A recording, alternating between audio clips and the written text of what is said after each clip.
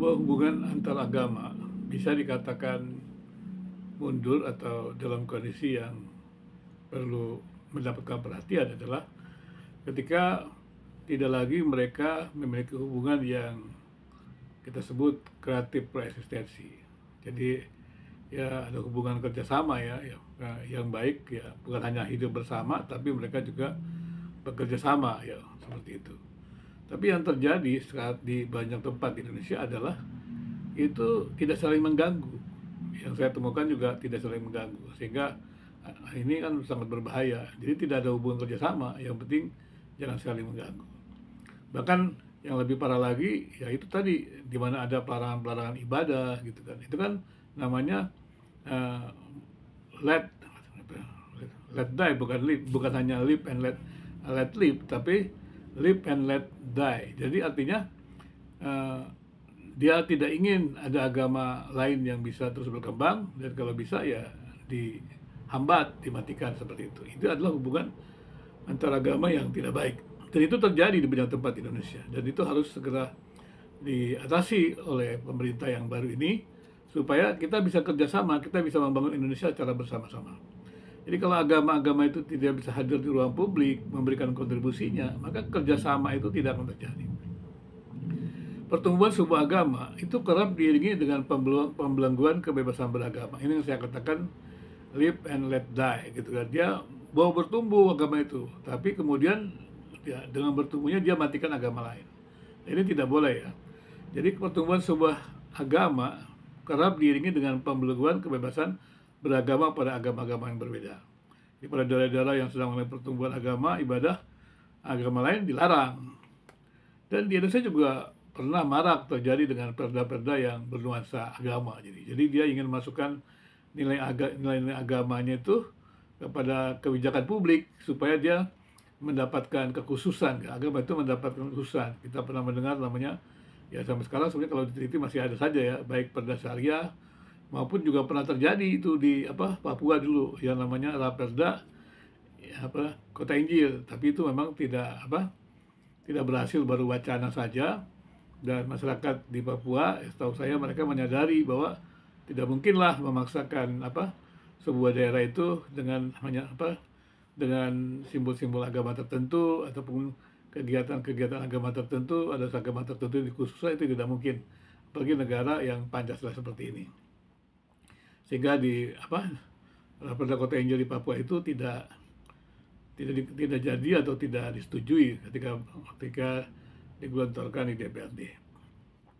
Jadi masyarakat Indonesia yang mulanya hidup saling memperhatikan, Indonesia kan tersohor dengan toleransinya, itu saling mempercayai, ternyata bergerak mundur menjadi hubungan penuh kecurigaan. Jadi saya pernah meneliti, dan ketika saya tanya, butuh pertanyaan adalah, apakah Anda percaya bahwa orang yang beragama lain itu toleran dengan Anda? Itu sangat tinggi tidak percayanya. Jadi kalau kita lihat kecurigaan antar agama di beberapa tempat itu sangat tinggi. Dan itulah menurut saya ketika saya meneliti kenapa ada larangan terhadap ibadah di rumah ataupun hambatan terhadap pendirian rumah ibadah. Karena kecurigaan-kecurigaan itu bahwa masyarakat yang berbeda agama menurut mereka tidak toleran. Jadi karena mereka tidak toleran, ya mereka berusaha membatasi. Itu saya katakan, mereka agama-agama itu mau hidup tapi tidak ingin yang lain hidup. Ya, kalaupun hidup tidak saling mengganggu ya gitu kan. Tapi ini lebih keras lagi. Jadi di dalam komunitas tertentu agama-agama merasa hanya dia yang memiliki hak hidup, yang lainnya tidak memiliki hak hidup, sehingga ibadah-ibadah di rumah ditutup dan segala macam kekerasan terkait rumah ibadah terjadi. Jadi kondisi itu ya membuat agama-agama kehilangan kesadaran interdependensi. Jadi kalau saling curiga, ya interdependensi, dan itu membuat agama-agama itu hanya mempertahankan eksistensinya aja.